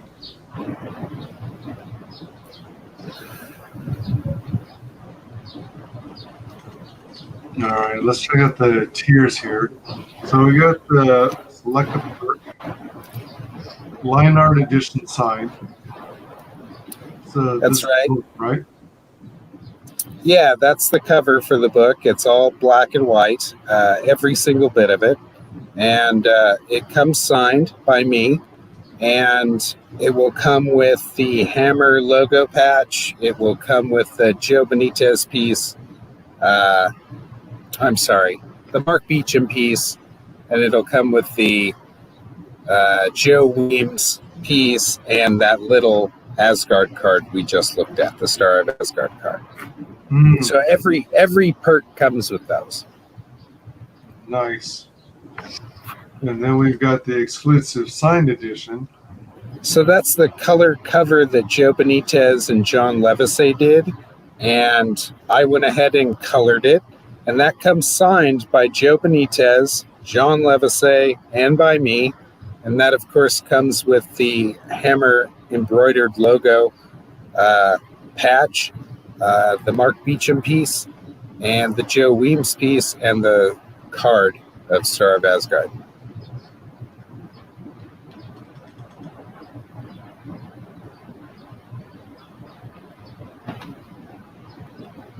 So the signed edition underneath it, the signed bundle is both books, and they all come signed, and it all comes with all the extra perks that come with it. The embroidered stuff, the Mark Beecham piece, Joe Weems, and the Star of Asgard card. And on the variant, the cover itself is colored, but the book itself is black and white. That is correct. All right. And this is one of my favorites. Bring Me the Head of Loki tier.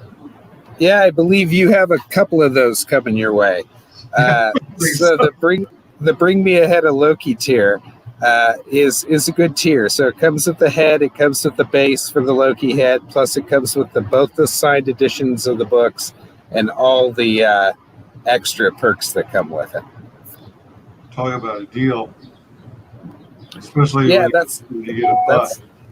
Yeah, it's one of the better ones, man. It's there's only how many left? 18 left.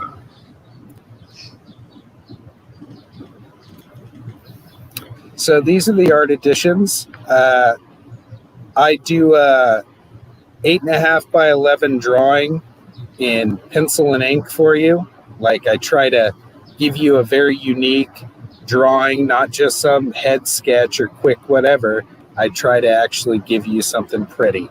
So that's why the art edition looks so nice with that little picture there. I'm going to try to give everybody a really, really nice piece of original art with both books signed, the 2 prints, and the embroidered patch, and the Star of Asgard card. Every time I kept scrolling past this, I kept wondering, where do I get this picture? Where do I get this specific image of Star? So if you want that, we have to get to the 13,000 K mark, and it'll be on one of the postcards. Ah, nice. Yeah, that's a good picture of her. Thank you. It's one of the first drawings I did of her. Wow. Sweet.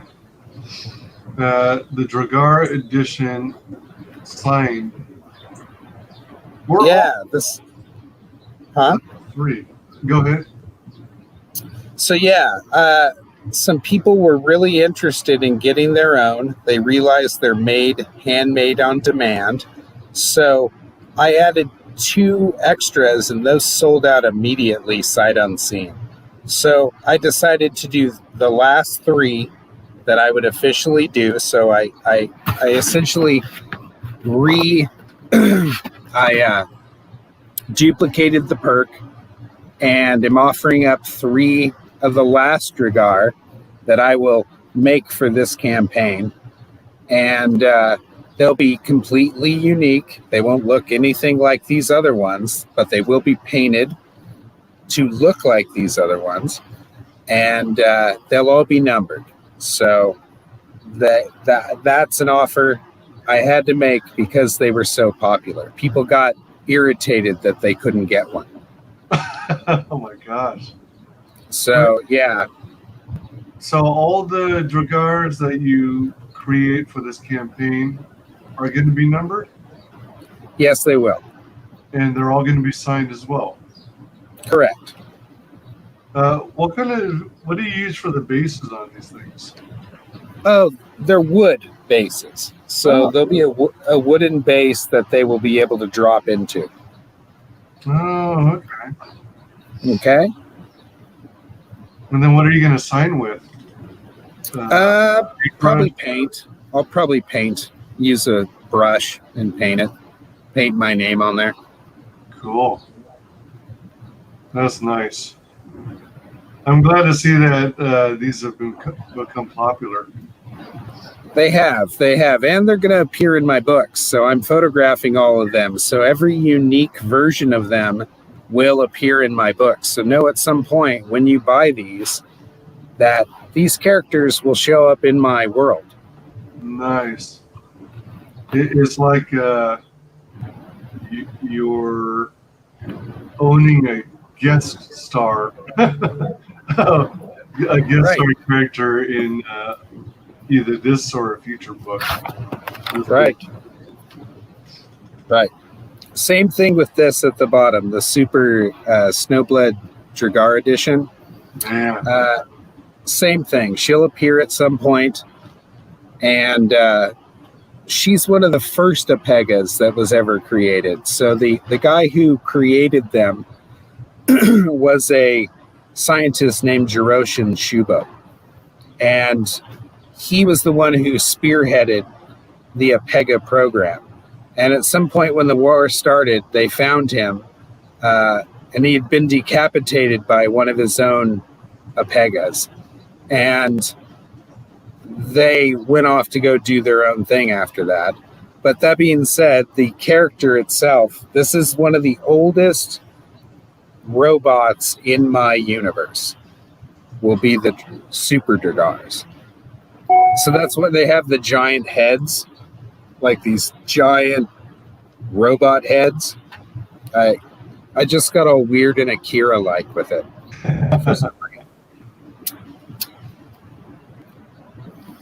And I enjoyed doing that. That design is one of my older designs, and it spurred kind of all my other designs of Dragar beyond that. Okay.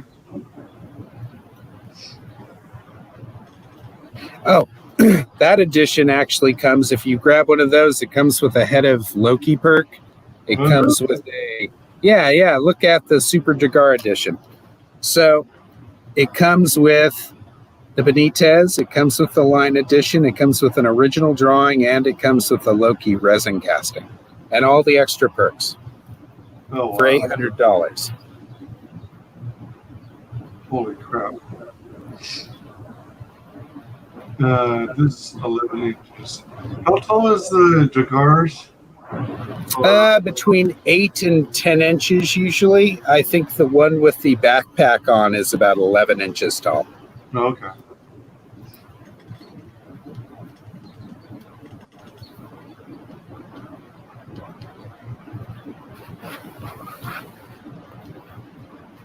And then what?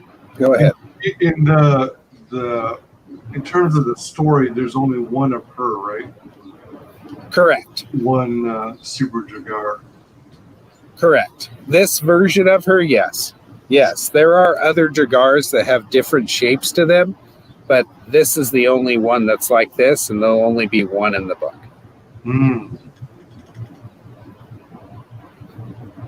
So they're not a dozen. No, they're not a dime a dozen.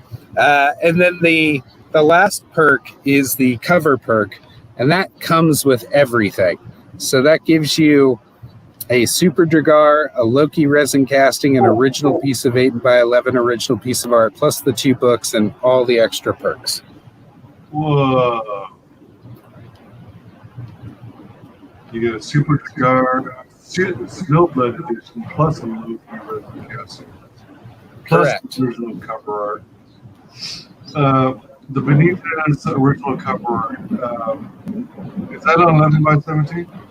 Correct. That is 11x17, standard comic format. Nice. That is sweet. Yeah, that cover itself is like, just with all those perks and everything, if you bought the cover and turned around once this book does well, which it will in the next couple months, you should be able to sell that cover for $5,000. for sure. Period. And if nobody buys it, I get to keep it. So I'm more than happy with that. Oh yeah. And this is one of the things I find fun when reviewing campaigns. Excuse me. Cashing out on the stuff I potentially missed out on. So Right. This was your original 3 Dragar Correct. edition side. Then you did another 2. Those Right. sound promptly. And that's what prompted you to do the additional 3, the final 3 actually. Correct. Because I didn't want to go too crazy. I kind of felt like I could only handle so much work.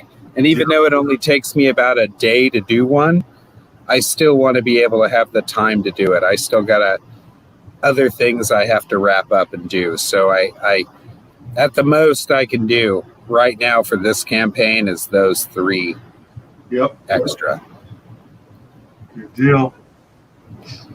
And let's see.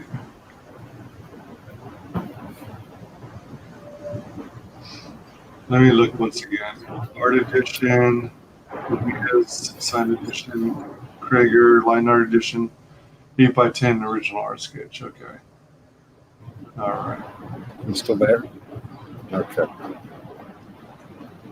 And then,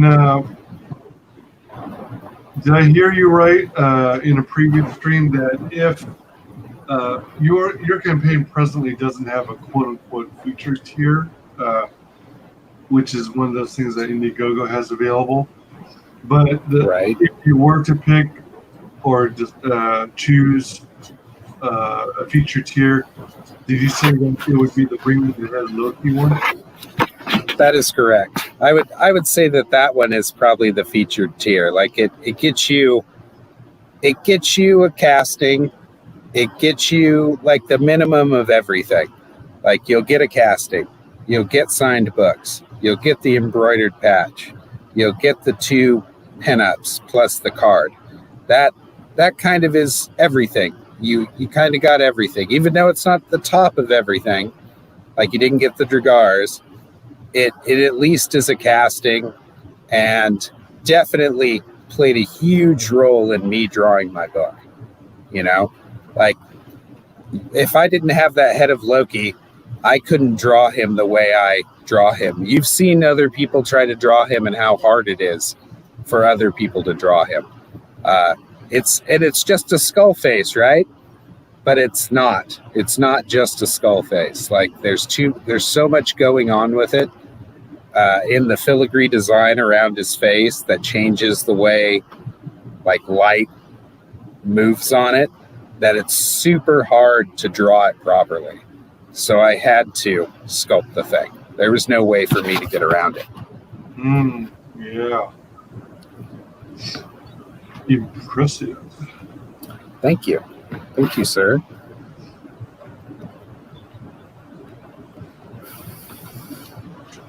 Anything to ask? No. So that was this question. All right. Yeah, let's play the trailer once more here. Let's go.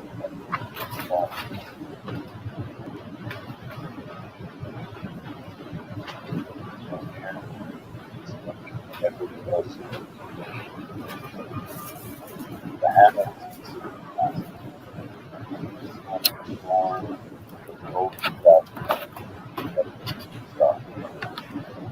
Born of the wasteland, wrapping out vision, mighty hammer, star must survive insurmountable odds.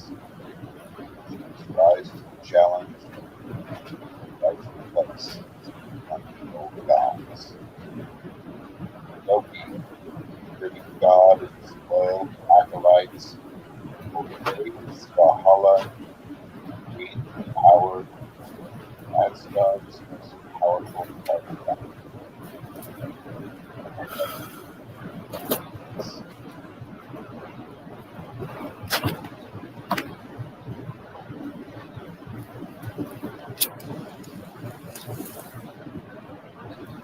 All right.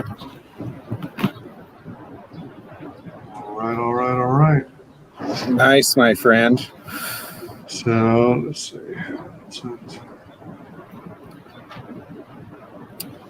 I think we're at 118. Yep. Is what we're at. Yep. We went up. We got one, so that's good. Yep. And there will be other people watching in replay, so that'll be nice. Perfect. Great. I wanted to thank you for being on the show again. It's always good to have you. Always fun. And thank you for having me, man. You've out of everybody seems to be the most enthusiastic about this, and you've had me on 4 times in the last 40 days. So I can dig that. So I'm sure in the next 17 days we'll see each other again. Oh, most definitely. Most definitely.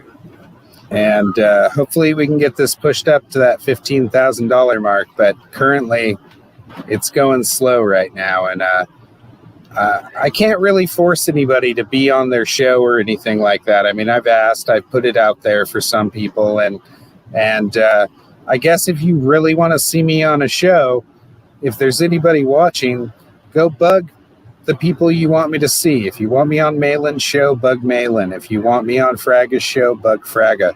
Like I can't be bugging him. Like I've already bugged him enough. He's super busy. He's having, I guess, some problems with the internet being down right now in Georgia, where he is. It was down for like 7 hours yesterday, and then I guess now the power's out. Oh. So you know, I'm not going to bug Fraga or bug anybody to be on their stuff. I want to kind of do this on my own, but if you want to see me on their show, I can't stop my fans from bugging them. And if they want to go bug Fraga and say, hey, have Jason on the show, then you could help me make that happen by bugging some of these people. I've shot stuff out to Mandy. But they're all doing super bad and or super dead and all that good stuff. And I get it. Everybody's on their own. But I can't do it on my own. Okay. I just can't. I've needed help from you. I've needed help from Shay. I've needed help from Chris. I've just needed the help. And that's what this community is about. So I think when I started this, people, I did it under this really weird idea that I have to find my kind of crowd, and I didn't quite understand what CG was about in reference to like crowd and who's going to buy your work and everything else. But so far, everybody in CG has been really nice to me. They've bought my stuff. They've been really cool. And so far, I've seen some really respectful fans to me. Now, I'm not saying all these people are respectful to other people. Okay. Half of them I don't even know, nor do I have a chance to like look at every interaction they do. So I don't know if they're going and bugging the shit out of someone else and fucking causing problems. But that being said, every interaction I've had has been good and nice. And I don't consider all CG fans to be bad people. I think that in actuality, they're a huge consumer market that is going to end up buying my work at some point. And I know full well that this is the kind of product they would be interested in. And that's kind of where I'm at with it. I let everything kind of lie on its own. And I'm hoping that, you know, the people in CG that do want to back me are there 100% to just back creators and back their art and hopefully, you know, keep this moving. So I don't want to have to take a hostage. Damn it. Let's make this thing go. Have you had a chance to reach out to the people I sent a list to you on? I did reach out to a bunch of them. Some of them have no accessibility on Twitter because they're such fuckers on Twitter that they have to shut off their DMs to keep from getting death threats, I'm sure. Half of them. So Oh, I've noticed a lot of them that are higher up CG people, because they're more vocal, they shut off all their DMs so that they can't get DMs. So you can tag them in something and say, hey, how do I get on your show? But that's about the best chance you're going to get at doing that. You can't directly contact them. I have challenges myself when I'm trying to find a book guest, where I don't know if it's just a Twitter setting, but it's like before you can DM someone, first you have to be friends, Twitter followers of each other. Right, I've seen that, yes. I don't know if there's an extra step required, because even though it seems like I'm Twitter, we're mutually following each other, sometimes it seems like there's an added step that they have to go through to alert Twitter that it's okay to receive messages from so and so. So I don't know the workings of that, but that seems to be what happens sometimes for me when I get a hold It of very well could, man. I think some of those higher up CG guys might get a lot more flack, so it would make sense to shut off your DMs if you're getting hundreds a day of people telling you shitty things, right? So that's what made sense to me, and I get it. I totally understand. They don't want to have to deal with that aspect of it. But here's the thing. I don't act any way different in real life than I do on Twitter. So nobody ever comes back at me because I don't fucking sit there and talk shit on Twitter. So if nobody ever does that shit. So I never have any problems because I don't tee off on anybody, because it's just not fucking important. Right? Right. So, like, me bitching at Mark Hamill isn't solving anything. So I just, and that's kind of what it comes down to for me. So I'm not going to waste my time doing stuff like that when I have something bigger to create, man. I have laser focus with this shit. This is my focus. Everything else is a distraction. Yeah. So. Yeah. True. Yep. We do the honors and share with the world how you can be found on social media. So I can be found on Twitter at Vonderabo. I can be found on YouTube at J.Crager Hammer Comic. I could be found on Facebook at Jason Alistair Crowley Crager. And I could be reached at Gmail at vonderabo@gmail.com. Just reach out to me if you have any questions or you want me to be on your show or anything. And while you're at it, you should go back and subscribe WyzGyz Twitches. You should back and subscribe WyzGyz Entertainment. Thank you. YouTube,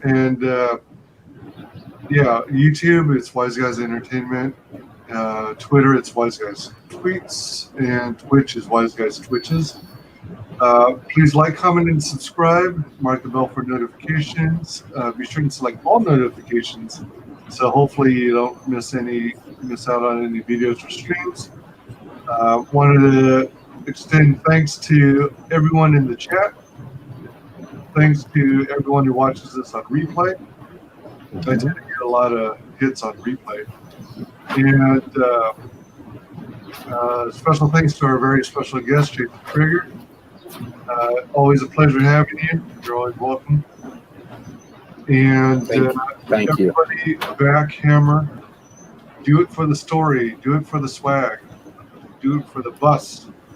Yeah, do it to make it the best black and white book of the year for the next 2 years. Trust me, you're going to be missing out. If I have to die making this, I'm going to. Yeah, let's make it happen. Keep pushing towards that goal, 15 grand. We can make it. Spread the word. Share with your friends and family on social media and in person. And it's all good. We are ending the broadcast